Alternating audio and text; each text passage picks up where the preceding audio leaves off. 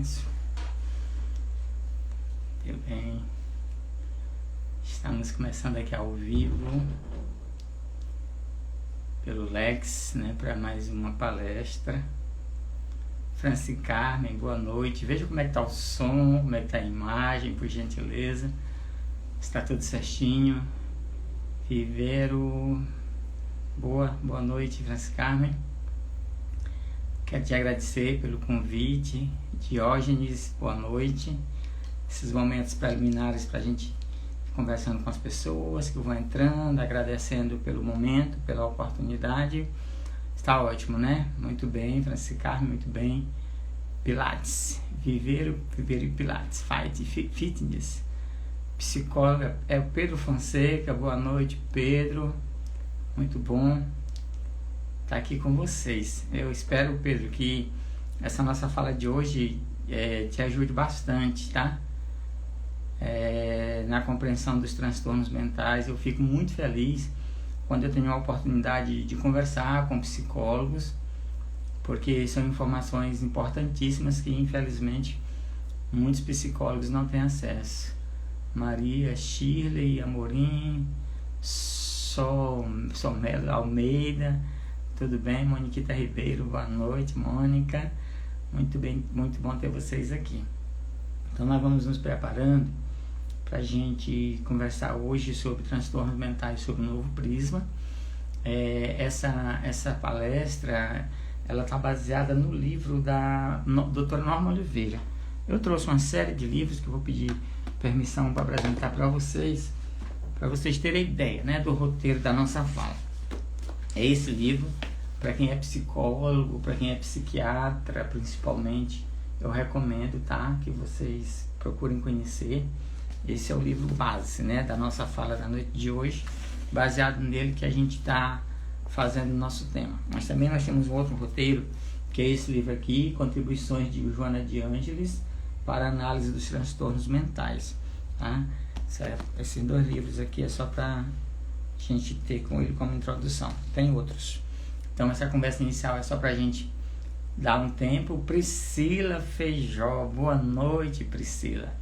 Ellen, Isabela, Beatriz, Jéssica Bezerra, boa noite a todos vocês. Ângela, boa noite a todos. Priscila, o convite está feito, tá bom? A gente está se estruturando aí para estudarmos.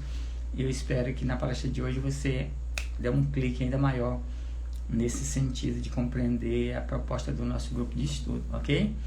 Então vamos nos preparando para iniciarmos a nossa fala da noite de hoje. Como é de praxe, Priscila, boa noite. Você sabe que você mora no meu coração, né, Pri? Então vamos em frente.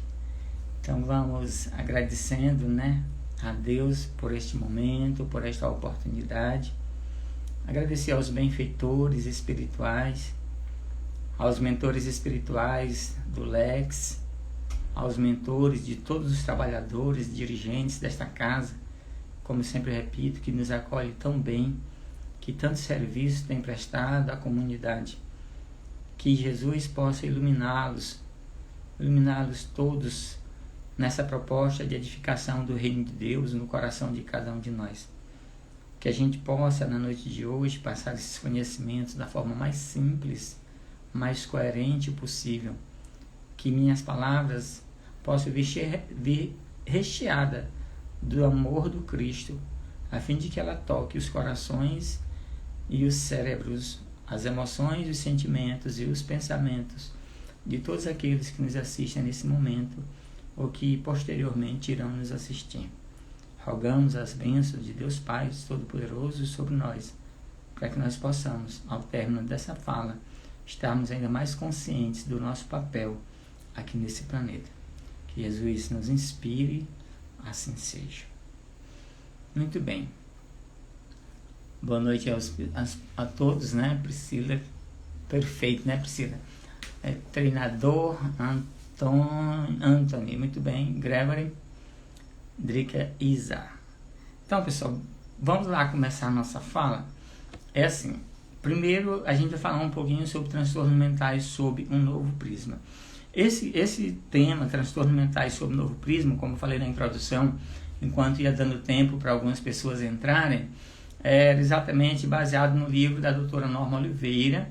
Ela é psiquiatra, faz parte da AME, né, de Sergipe, Associação Médico Espírita, e ela escreveu esse livro que eu vou aproveitar para mostrar mais uma vez, Transtornos Mentais sob um Novo Prisma. Esse livro, ele é mais ou menos assim uma complementação do livro do Dr. Bezerra de Menezes, A Loucura sob um Novo Prisma.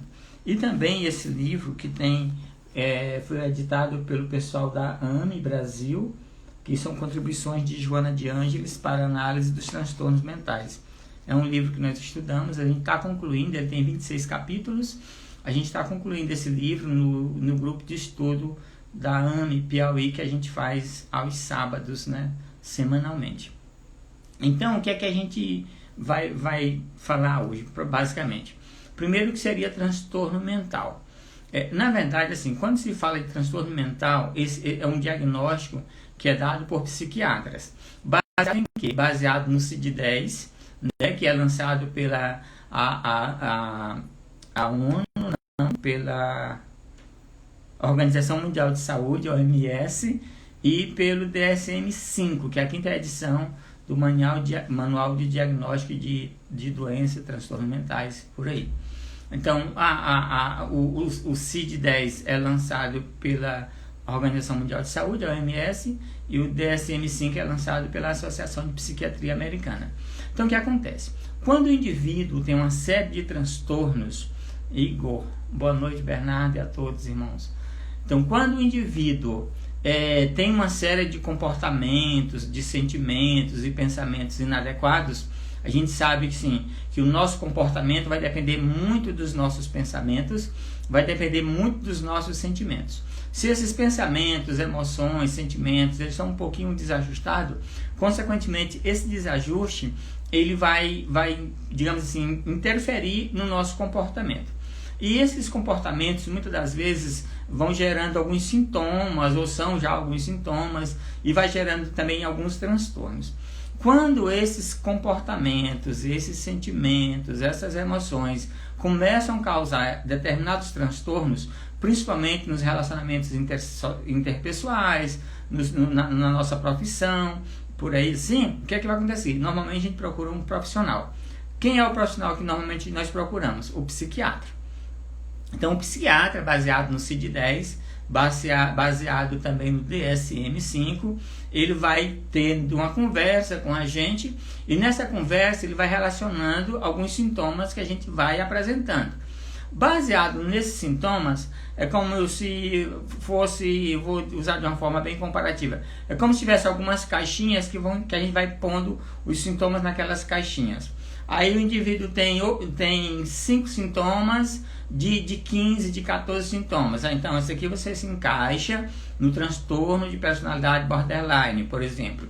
O indivíduo relata outros sintomas, aí esse aqui se encaixa no transtorno de personalidade histriônico. Aí o indivíduo dá outra série de sintomas e o psiquiatra diz, você se encaixa numa esquizofrenia. Aí a gente vai dando sintoma, baseado nos sintomas, o psiquiatra vai encaixando o indivíduo nessas caixinhas, que eu vou chamar assim, que pode ser uma neurose ou que pode ser uma psicose. Um transtorno mental grave em que o indivíduo perde total consciência da sua realidade, que na esquizofrenia, por exemplo, ou um transtorno mental leve, a neurose, em que o indivíduo consegue viver muito bem. Então são uma série de sintomas que o indivíduo vai sendo diagnosticado pelo psiquiatra. Baseado nisso, o psiquiatra vai ver que medicamento vai poder passar para o indivíduo, se for o caso de medicamento. Numa depressão, por exemplo, num transtorno de personalidade, nem sempre o indivíduo é medicado, a não ser que venha a comorbidade. Mas se for uma depressão, se for um transtorno do estresse pós-traumático, se for síndrome do pânico, se for alguns transtornos em que o indivíduo precisa de medicação, a pessoa mais indicada a passar, eu sempre repito isso, é o psiquiatra. Normalmente, quando o psiquiatra percebe a necessidade de uma terapia, aí ele vai indicar a um psicólogo. Aí o indivíduo procura um psicólogo e aí ele faz o tratamento. Normalmente, quando uma pessoa vai para um psiquiatra ou um psicólogo, o que é que ele vai dizer? Olha, esse problema teu pode ser causado por fatores genéticos. Isso quer dizer o quê? Se o pai do indivíduo tem depressão, há a possibilidade dele ter depressão também. Se o pai e a mãe tiverem depressão, essa possibilidade aumenta do indivíduo ter depressão.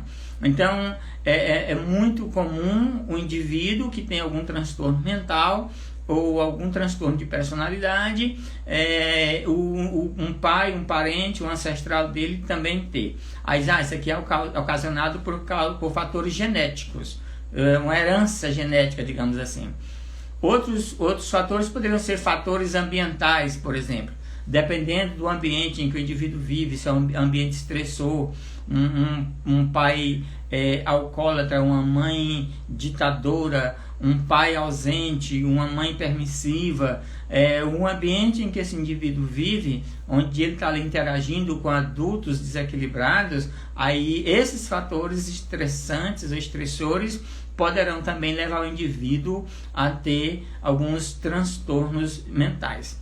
Ou também são os fatores que Joana de Ângeles chama de fatores psicossociais. Então, dependendo do meio em que o indivíduo está vivendo ali, ele pode vir a ter uma série de transtornos mentais. Então, dentro dessas definições, dentro dessas características, aí é passado medicamento, como nós falamos, uma terapia. Pode ser uma terapia ocupacional, pode ser uma terapia especializada de acordo com o caso. Pode ser um psicopedagogo, se tiver alguma dificuldade de aprendizagem. Pode ser um fonoaudiólogo, se tiver alguma dificuldade da fala. Vai ser uma terapia ocupacional, se também essa área estiver afetada.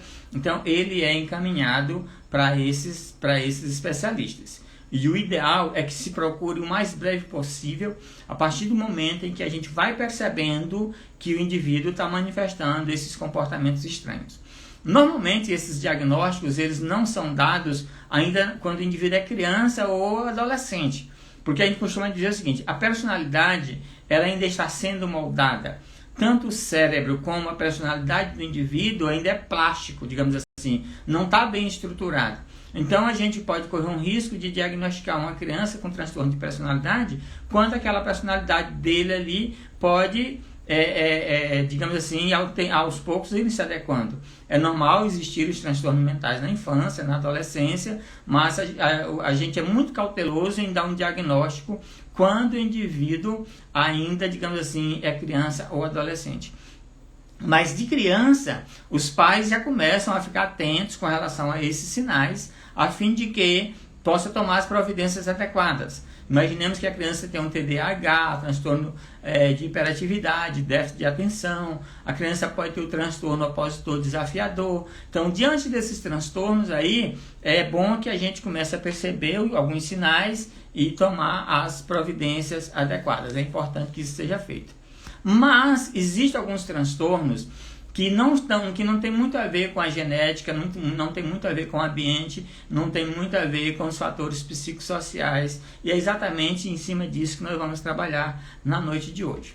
À luz da psicologia profunda, que a gente sempre fala das 4 forças da psicologia, a psicanálise, o behaviorismo e o humanismo, depois vem a 4ª força, que é a psicologia transpessoal. Aí tem inúmeros representantes que a gente costuma falar, já falamos inúmeras vezes em outras falas nossas, como a Elizabeth Kübler-Ross, o Raymond Moody Jr., o Ken Wilber, o Stanislav Grof. Temos ainda alguns pesquisadores na área da psicologia, na área da terapia de regressão a vidas passadas, como a Ellen Van Beck, como Morris Norterton, como Hans Tendan, como muitos outros. O Brasil tem algumas como a Maria Júlia Pietro Pérez, a Teodora Guimarães e entre outros, além do Mauro Cuítico, que foi o indivíduo que canalizou a psicoterapia reencarnacionista, que a gente tem estudado muito a respeito também. Então, o que é que a gente vai ver à luz desses psicólogos e psiquiatras? Porque o Morris Norterton é psicólogo, a Ellen Van Beck é psicóloga, o Hans Tendan é psicólogo. Nós temos o Jim Cantor também, autor desse livro aqui que eu trouxe também para mostrar para vocês, né? Esse cara aqui, esse rapazinho aqui, ele é pesquisador, ele é psiquiatra, ele deu continuidade às pesquisas do Ian Stevenson, Vida Antes da Vida, que trata de pesquisas de crianças que lembravam de existências passadas. O Ian Stevenson fez essas pesquisas e o Jim Tucker deu continuidade. Nós temos aqui o livro da Ellen Van Beck, né, que fala de 1000 casos, né, mais de 1000 casos de pesquisas a respeito de vidas passadas através da regressão. Nós temos aqui o Morris Norterton, né, que vai falar da vida passada, uma abordagem psicoterápica. E nós temos aqui o mais recente livro lançado, né, pelo psicólogo Bernardo Freitas, Idas em Outras Vidas, que trata da psicoterapia reencarnacionista, trazendo uma visão bem científica e também algumas informações a respeito de terapias de vidas passadas. Por que a gente vem trazendo essas informações? Principalmente, eu fixei principalmente em psicólogos e psiquiatras, porque a gente precisa trazer um pouquinho essa abordagem mais científica, acadêmica, embora ela ainda não tenha chegado nas academias. Algumas faculdades não falam muito disso, e quando falam é muito superficial, e aí a gente precisa, digamos assim, trazer um pouco mais dessa visão da psicologia transpessoal, para que os alunos das faculdades possam ter noção do que seja realmente. Tive a oportunidade de dar uma palestra uma vez para alunos de uma faculdade daqui de Teresina sobre psicologia transpessoal. Quando eles fizeram a introdução do que seria, que eu trouxe a parte prática da psicologia transpessoal, aquilo que acontece nos consultórios, aquilo que esses cientistas todos têm trazidos, aquilo que inúmeros psicólogos e pesquisadores e psiquiatras, principalmente o pessoal que faz parte da Associação Médico Espírita do Piauí e também o pessoal da AME Brasil, eles têm falado muito a respeito dessa visão transpessoal do indivíduo e dos transtornos mentais que vêm assolando atualmente a nossa sociedade. Diante desses transtornos mentais, a gente vai abordar agora a visão mais espiritual, transpessoal. Eu não estou falando nem de religião, para dizer, mas aqui é uma questão de religião, porque muitas das vezes quem é da área científica, psicólogos e psiquiatras e médicos, por exemplo, quando a gente começa a explorar a visão espiritual da coisa, eles pensam que é uma questão de religião, e não tem nada a ver com religião. Embora a doutrina espírita hoje a gente veja a parte psicológica da doutrina espírita, trazida especialmente pela veneranda mentora Joana de Ângeles, na sua série psicológica, que são 16 livros, né, da série psicológica, a gente tem trazido, além dela, o Manuel Filomeno de Miranda, nós temos trazido o Hermínio de Miranda, o próprio André Luiz, né, que tem contribuído muito com a compreensão dos transtornos mentais.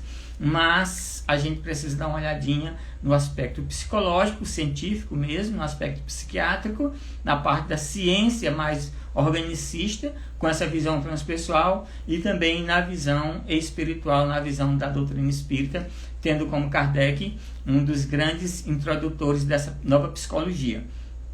E eu digo nova psicologia porque, além da primeira, segunda e terceira força e quarta força, como nós falamos, a psicanálise, o behaviorismo, o humanismo e a psicologia transpessoal, nós poderemos considerar hoje a doutrina espírita como a quinta força da psicologia.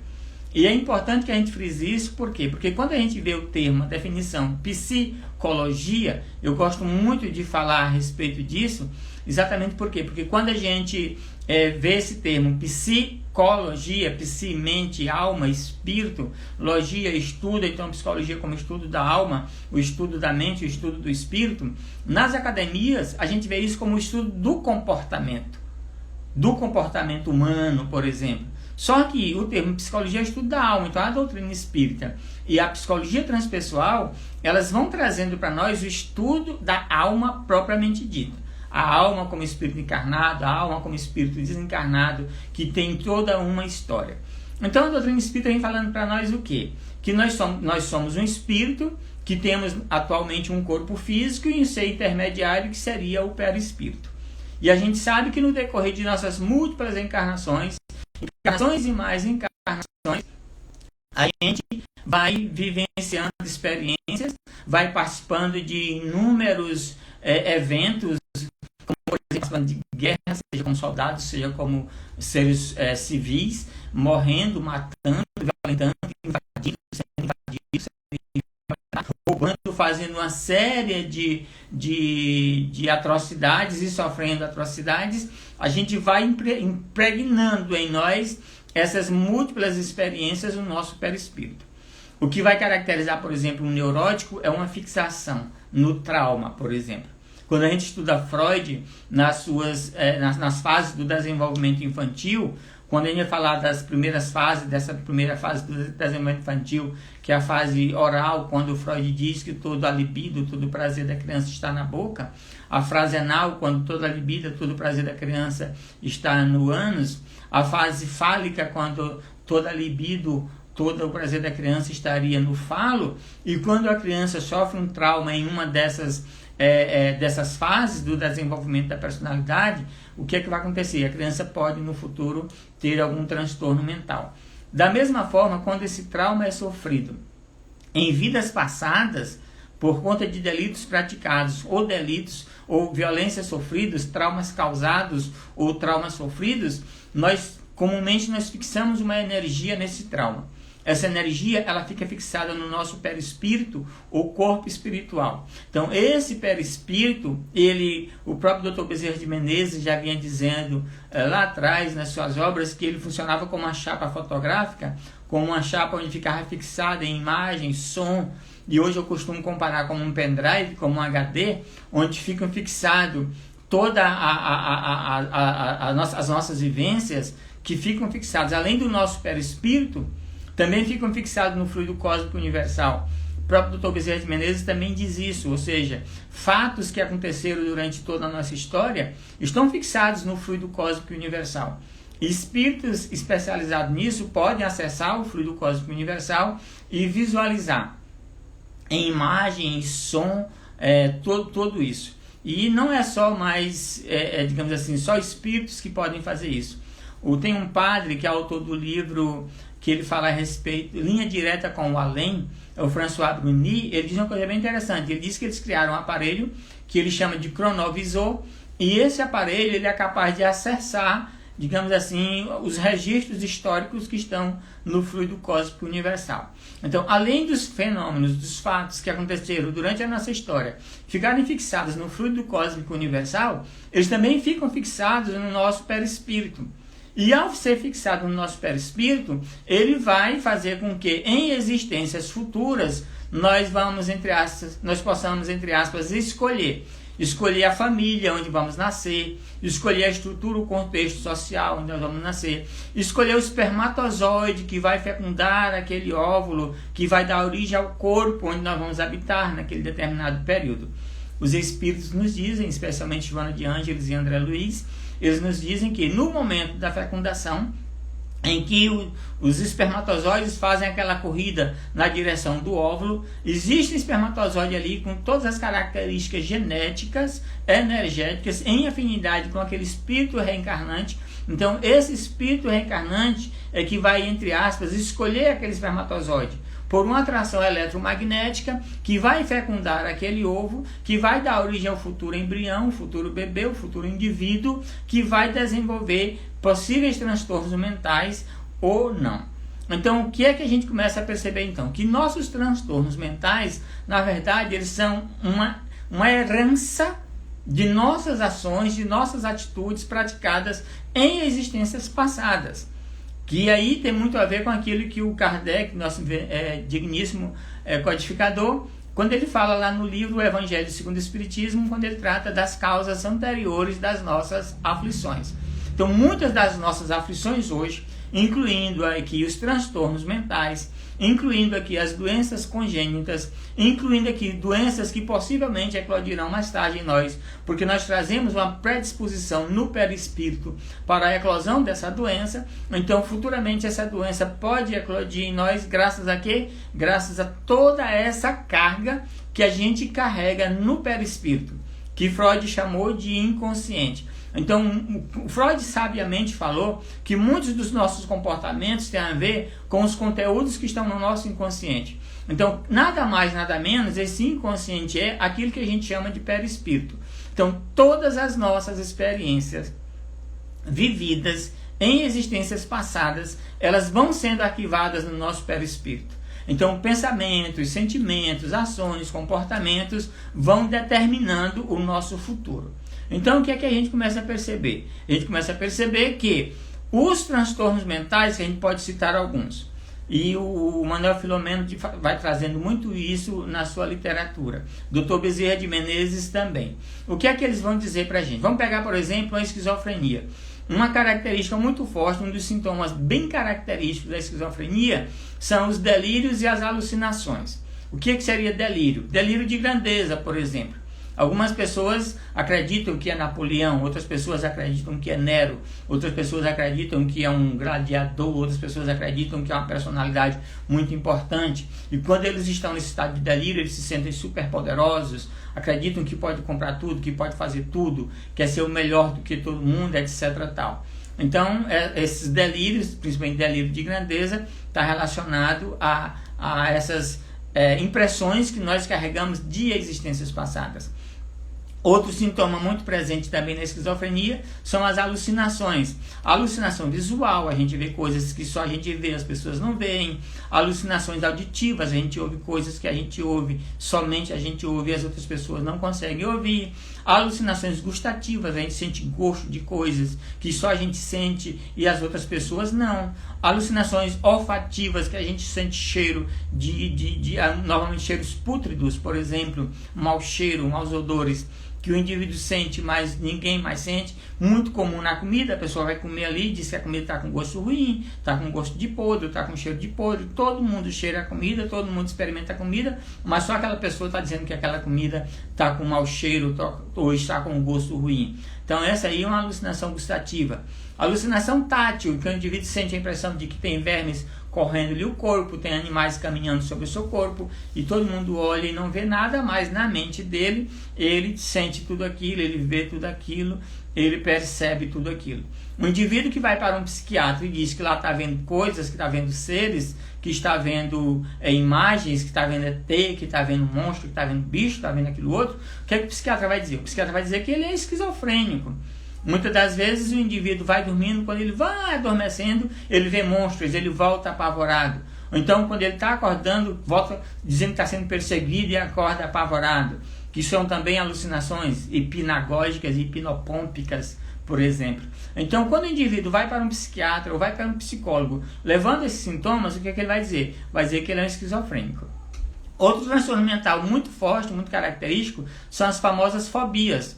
Ou as fobias específicas, como aracnofobia, medo de aranha, musofobia, medo de rato, acrofobia, medo de altura, aerofobia, medo de avião, claustrofobia, medo de lugares fechados, fobia social, ou agorafobia, medo de estar em locais públicos que não possa fugir. Então, esses transtornos, quando o indivíduo vai para um psiquiatra ou para um médico, levando esses transtornos, o médico pode dizer, o psiquiatra pode dizer, o psicólogo pode dizer que ele está com alguma fobia, uma fobia social ou uma fobia específica, por exemplo. À luz da doutrina espírita, essas fobias podem ser explicadas como? Vamos pegar alguns exemplos dessas fobias que eu citei. Vamos pegar um exemplo bem clássico, que é a claustrofobia, medo de lugares fechados. Existem pessoas que, por exemplo, quando estão em locais fechados, como um elevador, como uma sala fechada, como um quarto, como um banheiro, elas sentem um medo terrível de estar ali e ser sufocado naquele ambiente. É muito comum pessoas relatarem que entram no banheiro ou no elevador e saem assustadas, apavoradas, porque na cabeça dela o elevador pode parar no meio do caminho e ela não vai poder sair. Então, existem pessoas que relatam, por exemplo, que estão no banheiro e de repente ficam apavoradas e só entram no banheiro, só ficam no banheiro com a porta aberta. Existem inúmeros casos de pessoas que só fazem as suas necessidades fisiológicas, só tomam banho no banheiro com as portas abertas porque tem medo de ficar em ambientes fechados, claustrofobia. Então, no caso da claustrofobia, Joana de Ângeles cita alguns exemplos que podem acontecer. O que é que leva o indivíduo a uma claustrofobia? São aquelas pessoas que em encarnações passadas tiveram um fenômeno de catalepsia ou morte aparente. E aí, aparentemente, elas estavam mortas, e aí são postas no caixão e são enterradas, e de repente elas despertam já enterradas, vivas, e aí elas tentam sair e não conseguem sair. Existem inúmeros exemplos, casos de pessoas que passaram por esse fenômeno, e quando chega ao médico, por exemplo, que vai que o médico estava viajando, a pessoa tem essa morte aparente, e o médico chega de viagem, não, mas ele tinha essa doença, e vão lá, tá lá, ele virado no caixão, ou com as unhas todas, digamos assim, feridas, arrancado de tanto tentar sair. Imagina o desespero que é de uma pessoa que desencarna vítima de uma situação como essa. Existem pessoas que foram mortas soterradas em minas, ou em explosões, ou em desabamentos, por exemplo.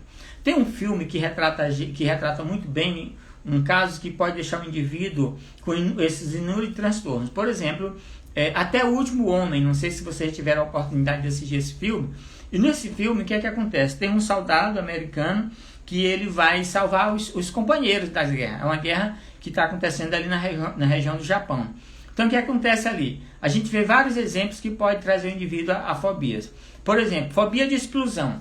O indivíduo que morre numa guerra, ele pode, digamos assim, numa existência futura, ter medo de explosão. É aquela pessoa que tem medo de bujão de gás explodir, aquela pessoa que não pode ouvir o barulho de um foguete, o barulho de um estrondo de uma moto dessas que sai fazendo barulho no meio da rua, pessoas que não podem ouvir um barulho de uma explosão qualquer, que ficam apavoradas. Essa pessoa pode, eu vou dizer pode, que eu não estou dizendo que todas as pessoas que têm fobia de explosão, o caso é esse. Essa pessoa pode ter sido vítima de uma morte ou uma explosão, por exemplo, numa guerra. Citei numa palestra minha passada, exatamente um caso de uma jovem que tinha medo de explosão, vai fazer uma terapia de regressão de memória com o Júlio Pérez, e lá ela descobre, nessa terapia de regressão, que ela havia sido um civil na região da Grécia, e lá a região foi invadida pelos aviões russos, e ele morre lá em combate, vítima da explosão de uma bomba. Na atual existência, ela, digamos assim, vem como mulher, mas traz ainda as lembranças do trauma, ou seja, como nós falamos agora há pouco, ela estava fixada no trauma que ela sofreu nessa explosão. Então, voltando à questão do filme Até o Último Homem, nós temos algumas situações ali que o indivíduo pode vir com fobias no futuro. Por exemplo, a gente vê que tem alguns túneis subterrâneos por onde os soldados andavam ali. Por isso que eles tinham muita dificuldade, os americanos tinham muita dificuldades de combater os japoneses naquela região. Então, porque como eles iam pelos túneis, na hora que eles bem queriam, saíam dos túneis, atacavam e matavam os americanos. Até que um momento eles descobrem esses túneis, então muita gente morreu vítima de explosão, onde o túnel desabou. Então o indivíduo que morre naquela explosão ali, em que o túnel desaba, e ele morre sufocado em existência futura, eles podem vir com a claustrofobia, por exemplo. Outro exemplo que pode acontecer muito ali são pessoas que, antes de morrerem, os ratos já estavam andando ali por cima deles e devorando-lhes as carnes deles antes de morrer. Então essa pessoa, em existência futura, poderá reencarnar como musofobia, por exemplo, medo de ratos, que é também nas pessoas que morreram vítimas em prisões, em calabouços, onde tinham ratos, onde tinham aranhas, onde tinham cobras, e as pessoas que morreram dentro dessas prisões, desses calabouços, com esses animais, ratos, aranhas, cobras, baratas, etc., pode vir com aracnofobia, medo de aranha, ofidiofobia, medo de cobras, musofobia, medo de ratos, claustrofobia, medo de lugares fechados, e por aí vai. Então a doutrina espírita traz essas informações para a gente. Por quê? Porque esses traumas ficaram fixados no inconsciente da gente, e na atual existência o indivíduo pode vir com essas fobias. O medo de altura pode estar relacionado a pessoas que morreram vítimas de quedas de pontes, quedas de prédios, quedas de penhascos. Então esse trauma fica fixado no inconsciente do indivíduo, e ele na atual existência pode vir com esses traumas. Agora, tem um fator muito importante também, que é bom que a gente leve em consideração. Imaginemos uma pessoa que causou esses traumas, uma pessoa que perseguiu, uma pessoa que matou, uma pessoa que prendeu, uma pessoa que causou esses traumas no indivíduo. Vamos imaginar, por exemplo, o indivíduo que prendeu o outro num calabouço, o indivíduo que torturou o outro, o indivíduo que violentou o outro. Então ele pode também vir com fobias, com medo de passar pela experiência que ele causou no outro.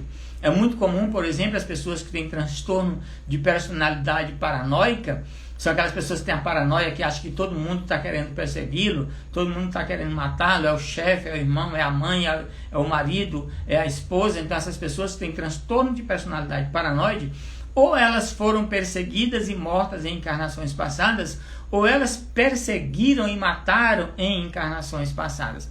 Por isso que é importante que a gente comece a analisar essa visão dos transtornos mentais no que diz respeito aos traumas que nós sofremos, como também nos traumas que nós causamos. Porque além de virmos com a consciência de culpa pelo fato de termos causado o trauma, a gente traz essa culpa impressa em nós, que faz com que a gente tenha medo de sofrer aquilo que fizemos o outro sofrer. Então essas fobias podem estar relacionadas a esses fatos. Outra fobia, outro transtorno mental muito interessante, que pode ser explicado à luz da psicologia profunda, à luz da psicologia espírita, é o famoso transtorno obsessivo compulsivo. Por exemplo, TOC, aquele indivíduo que tem compulsão contínua de lavar as mãos, que a gente chama de síndrome de Pilatos. Pilatos, quando ele lavou as mãos para se ver, digamos assim, para não se responsabilizar pela morte do Cristo, ele desenvolveu essa síndrome, que a gente chama de síndrome de Pilatos, que é a síndrome de lavar as mãos compulsivamente. Ela também está registrada naquela peça teatral do Shakespeare, quando fala do caso da Lady Macbeth e o general Macbeth, que eles matam o rei, e ela, por ter assassinado o rei, tem a impressão que está com as mãos sujas de sangue, e ela passa a ter essa compulsão de lavar as mãos, digamos assim, para tirar o sangue que ela carregava, que era o sangue do rei que ela havia matado. Agora, o que chama a atenção é que ninguém soube que ela havia cometido o crime. Embora ela tenha posto a culpa nos servos, mas ninguém soube que ela havia cometido o crime. Mas a consciência culpada a acusava o tempo inteiro. Então ela desenvolve o TOC, e o general Macbeth, o esposo dela, fica tendo alucinações, porque ele passa a ver, sentado na sua cadeira à cabeceira da mesa de jantar, ele passa a ver o espírito do general companheiro dele de batalha, que ele havia assassinado também. Então, à luz da psiquiatria hoje, ambos teriam transtornos mentais, tanto a Lady Macbeth como o general Macbeth. Exatamente por quê? Porque ele tinha alucinações e ela tinha o transtorno obsessivo compulsivo. Quero deixar bem claro, não vou dizer aqui que todas as pessoas que têm compulsão de lavar as mãos são pessoas que no inconsciente carregam a consciência de culpa por terem as mãos sujas de sangue. Eu estou querendo dizer que são exemplos que acontecem, estou citando dois exemplos que pode justificar o transtorno obsessivo compulsivo, entre outros. Então, qual seria o caminho para a gente? O autoconhecimento. Nós precisamos nos descobrir, precisamos nos conhecer. Mas antes de eu falar sobre a terapêutica que a doutrina espírita oferece, que a psicologia espírita mesmo oferece, e a psicologia transpessoal também oferece, antes de eu falar um pouquinho da terapêutica, como eu falei da terapêutica para os transtornos que a gente conhece na visão mais organicista, queria esclarecer mais um ponto que é importante também, que são a presença dos obsessores junto ao indivíduo, que leva-o a ter os transtornos mentais. Exatamente por quê? Porque quando a gente delinquiu em encarnações passadas e essa consciência de culpa nos acompanha, naturalmente o indivíduo que sofreu a nossa ação, as nossas, entre aspas, vítimas do passado, elas carregam em si a mágoa, carregam em si o ressentimento. Então nós temos conosco o remorso, eles têm a mágoa e o ressentimento. A gente tem a culpa, eles têm a mágoa e o ressentimento. Então tem uma ponte aí que é construída entre o obsessor e o obsidiado.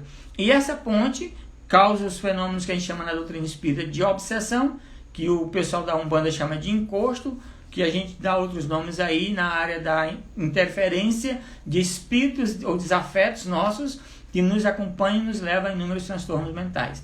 Kardec trata muito bem disso no livro, o Livro dos Médiuns, quando vai nos falar das subjugações, das obsessões, aqueles 3 tipos de obsessões que ele fala: obsessão simples, subjugação e a fascinação. Então, normalmente, esses processos obsessivos estão relacionados a esses delitos que nós praticamos no passado, porque não perdoamos, porque não nos perdoamos. Então, além do trauma que nós sofremos, que faz com que a gente esteja lembrando dessas experiências, além dos traumas que nós causamos, que nos conecta a esses obsessores, nós temos ainda mais um fator que leva com que a gente tenha esses transtornos mentais. Que seria o quê? Seria a sintonia com o trauma ou a recordação da vida passada. Então, quando Kardec diz que nós nos esquecemos de vidas passadas, que aí alguns espíritas acham que a gente esquece completamente, e na verdade esse esquecimento não é completo, a gente carrega essas lembranças no inconsciente. Então, muitos de nós que estamos passando por esses transtornos mentais, somos pessoas que estamos recordando das experiências traumáticas que nós sofremos, ou das experiências traumáticas que nós causamos. Então, nós temos a fixação no trauma, nós temos aí a lembrança inconsciente do trauma, nós temos a presença de espíritos obsessores que estão ocasionando o trauma. Então, qual seria a terapêutica para isso? A doutrina espírita oferece uma terapêutica que eu acho assim perfeita. O que Joana de Ângeles vai chamar de terapia moral.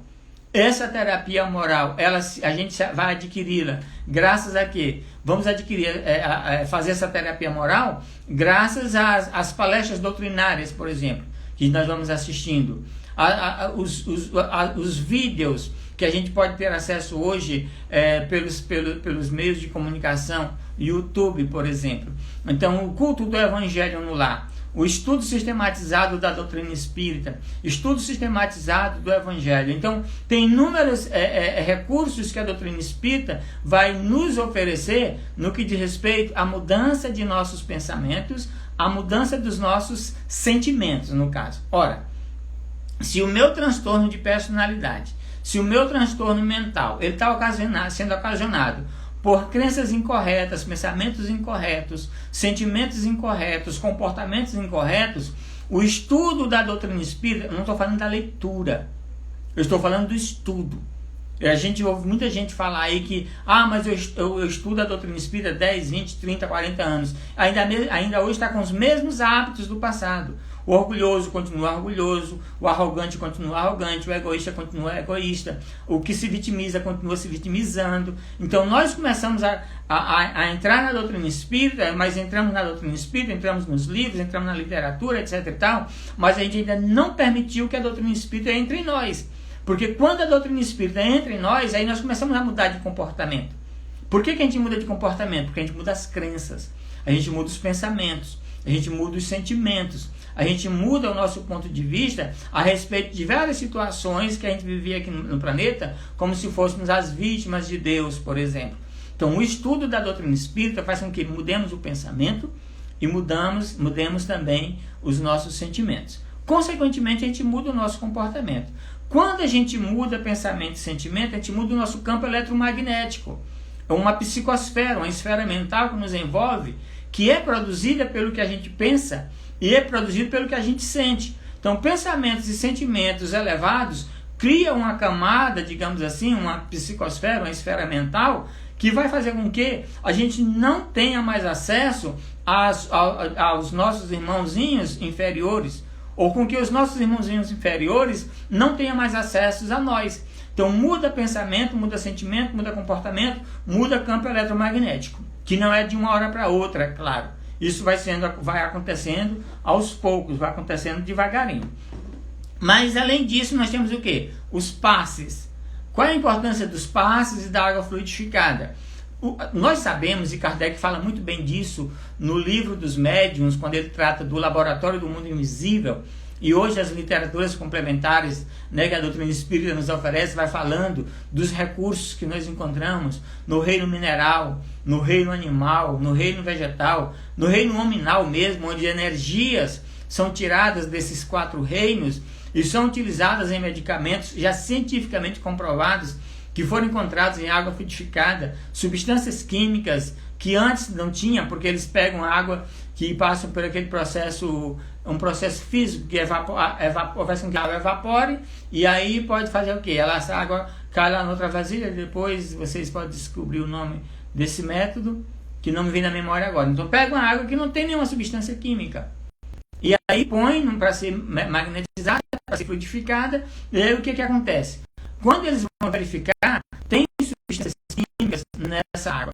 E aí os cientistas começam a perceber que aquela água ali, ela foi magnetizada, foi fluidificada, como se diz. E o que é interessante, que o medicamento que tem ali naquela água é de acordo com as necessidades do paciente ou do usuário daquele serviço no centro espírita. Então, o que é que a gente começa a perceber? A gente começa a perceber que a água fluidificada, ela tem recursos curativos. Além da água fluidificada, tem os passes. Os passes são nada mais, nada menos do que uma emanação de energia, que tanto pode vir do médio como pode vir do cosmo, e essas emanações de energia vai equilibrar o campo eletromagnético do indivíduo, vai equilibrar o perispírito, vai reestruturar células ou partículas subatômicas que compõem o corpo do indivíduo, que naturalmente faz com que ele adoeça. Essas estruturas desequilibradas fazem com que o indivíduo adoeça. Na água fluidificada e no passe, reequilibra o campo, reequilibra o perispírito, então o indivíduo pode ficar saudável. Existem inúmeros casos de pesquisas que demonstram curas através da prece, através da imposição das mãos e através dos passes. E essa terapêutica a doutrina espírita oferece. Além disso, nós temos os trabalhos de desobsessão que o centro espírita oferece, em que esses desafetos do passado, através da orientação, da evangelização do obsessor, mas da evangelização do obsidiado, embora algumas pessoas não gostem muito desse nome, é o nome que Kardec utiliza, então é o nome que eu vou utilizar aqui agora. Mas são nossos irmãozinhos sofredores que querem se vingar dos males sofridos no passado. Então, através do processo de evangelização, eles são orientados. E o que é muito interessante, que a gente começa a perceber também, que em alguns psicólogos já estão atendendo pacientes, e eles estão incorporando os obsessores no consultório. E ao incorporar, eu conheço casos de pessoas que vão fazer tratamento, vão fazer terapia, e de repente está ele e o obsessor fazendo terapia, porque o obsessor se manifesta e o psicólogo vai doutrinar. Seria interessante aí que alguns psicólogos fossem estudar como doutrinar, como se diz, como orientar, como evangelizar o espírito obsessor, porque alguns psicólogos ou psiquiatras estão recebendo pacientes que estão, digamos assim, levando seus obsessores para a terapia. Por isso que é importante que a gente entenda isso. E tem outros recursos que aí a psicologia transpessoal pode trazer, que é exatamente as terapias de regressão a vidas passadas. Que é uma coisa muito polêmica. Por que eu chamo polêmica? Porque existem alguns espíritas desinformados, eu vou chamar espíritas desinformados porque não estudaram mais profundamente a questão, que faz críticas ferrenhas às terapias de regressão a vidas passadas. E Manuel Filomeno de Miranda defende, Joana de Ângeles defende, tem várias passagens de Joana de Ângeles falando disso, e Manuel Filomeno também falando disso também, a respeito da importância de terapias de regressão a vidas passadas. E Joana de Ângeles até adverte que é importante que se faça essas terapias, mas que se leve muito a sério, não é fazer uma viagem ao passado por brincadeira, por aventura, não. Muito pelo contrário. Volto a falar nesse livro que eu escrevi, pessoal, eu trouxe alguns casos de terapia de regressões a vidas passadas que ocorrem no mundo espiritual. No próprio livro Nosso Lar, pouca gente teve acesso a esse tópico, mas está lá, muita gente leu o livro Nosso Lar, mas pouca gente leu a respeito da regressão de Laura. Por exemplo, irmã Laura, no livro do André Luiz, Nosso Lar, que ela faz regressões a vidas passadas. Tanto regressões mesmo feitas por técnicos, como pesquisas numa espécie de biblioteca. E no meu livro, eu falo disso. Eu cito também uma regressão a vidas passadas no livro O Ícaro Redimido, que trata de regressões que o Santos Dumont fez quando ele desencarnou. O estado perispiritual dele estava tão, digamos assim, tão complicadinho, que ele teve que fazer regressões a vidas passadas no mundo espiritual. E também o livro Getúlio Vargas no Além, onde fala que Getúlio Vargas fez regressões a vidas passadas. Então nós temos o caso do Morris Norterton, que é um psicólogo, né, que trabalha com regressão a vidas passadas. Nós temos o caso Recordando Vidas Passadas da Ellen Van Beck, que também trata, né, de regressões a vidas passadas. Nós temos o caso aqui de Jim Tucker, né, que ele trata também de crianças que se lembram de vidas passadas. E é interessante que essas experiências que o Jim Tucker se refere aqui é a mesma que a Ivone do Amaral Pereira fala nos seus livros, que ela também se lembrava de vidas passadas, e ela dizia para o pai dela que o pai dela não era o pai dela, e por isso ela chegou até a apanhar. Então, aquelas mesmas experiências que a Ivone Pereira passou, o D. Tucker traz nesse livro, dando continuidade às pesquisas do Ian Stevenson. Então, assim, é uma visão que a doutrina espírita traz para a gente, que eu vou chamar de a psicologia espírita traz para a gente, a respeito dos transtornos mentais, que a psicologia transpessoal traz para a gente, com esses personagens que nós falamos, e aí a gente começa a convidar as pessoas assim, a aprofundar mais no conteúdo, que a gente procure conhecer mais, que a gente procure conhecer melhor, para que a gente possa se tratar de forma mais conveniente. Então quero agradecer a todo mundo. Eurimar, Cantuária, meu amigo, prazer revê-lo por aqui. Como é que tá a nossa cidadezinha Piripiri, a sua cidade um pouco antes aqui, depois de Campo Maior. Cíntia, boa noite. Vânia Queiroz, boa noite. Vânia, muito tudo bem. Anali, vovó Socorro, Keula, tudo bem, Keula? Você entrou já com a... Espero que você tenha aproveitado alguma coisa. Gisele Craveiro, Rai, e Ítalo, e Ju, Roque, e todos mais. Quero agradecer a todos vocês. Igor, espero que o som tenha melhorado para você aí, viu, Igor? Livinha, muito bem. Meire Lopes, estamos aqui. Meire, tudo bem? Encerrando aqui a nossa fala. Carla Souza, agradecer a todo mundo, tá? Ana Braga, Herminha, Maria, nossa, pessoal, a todos vocês, Lenice, Elizabeth, muito obrigado por estar conosco. Dina, Carla, Cibele Cardoso, muito obrigado. João Gualberto, prazerzão estar com vocês todos aqui, tá, pessoal? Gratidão a todos que entraram. Compartilhem esse vídeo, essa palestra com os colegas de vocês, para que a gente possa auxiliar mais gente, tá bom?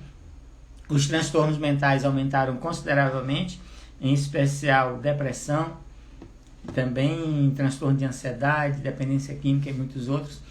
Agradecer a vocês por esse momento. Fazendo essa prece de encerramento, agradecendo a Deus e a Jesus por estarmos aqui mais uma vez. Jesus amigo, que nós possamos, com as tuas bênçãos, compreender um pouco mais sobre o nosso papel na atual existência. Que nós aprendamos a nos perdoar. Que nós aprendamos, Senhor Jesus, a nos amar. Que nós aprendamos a nos conhecer melhor.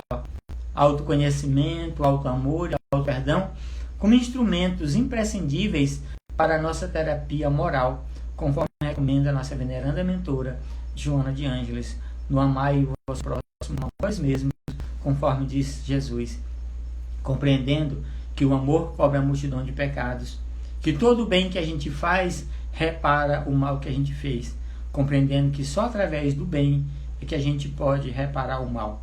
Senhor Jesus, que nós possamos compreender que somente seguindo os teus passos seremos livres, porque teremos a nossa consciência livre.